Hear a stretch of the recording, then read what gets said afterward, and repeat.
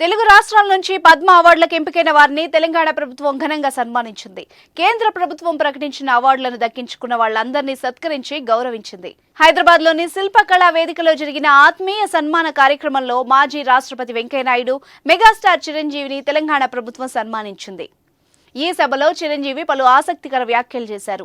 పద్మభూషణ్ వచ్చినప్పుడు ఉన్నంత సంతోషం పద్మ విభూషణ్ వచ్చినందుకు లేదు, కానీ ఆ తర్వాత ఎంతో మంది ప్రతిరోజు నన్ను ఆశీర్వదిస్తుంటే నాకు సంతోషం కలిగింది.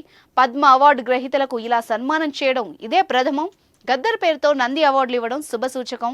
నేడు తెలుగు సినిమాలు ప్రపంచ స్థాయికి చేరాయి అని అన్నారు ఆయన. గజం కేవలం 500 రూపాయలతో 1210 గజాల భూమి కేవలం 6 లక్షలు మాత్రమే. పద్మశ్రీ అవార్డులు ప్రకటించాక చాలా కాలం తర్వాత పద్మ విభూషణ్ ప్రకటించడం వెనక ప్రధాని మోదీ వ్యూహం ఉంది. ముందుగా పద్మశ్రీ అవార్డులు బడుగు బలహీన వర్గాల పేర్లను ఇవ్వాలని చెప్పిన ఆలోచన మోదీదే. దీన్ని ఎవరైనా అభినందించాల్సిందే.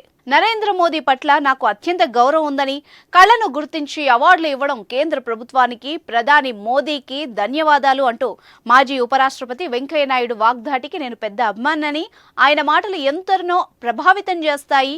రాజకీయాల్లో ఆయన ఎంతో హుందాతనం చూపించారు. రాజకీయాల్లో హుందాతనం ఉండాలి. పాలిటిక్స్లో వ్యక్తిగత విమర్శలు తగవు. ప్రస్తుత రాజకీయాలు వ్యక్తిగత విమర్శలతో నడుస్తున్నాయి అన్నారు.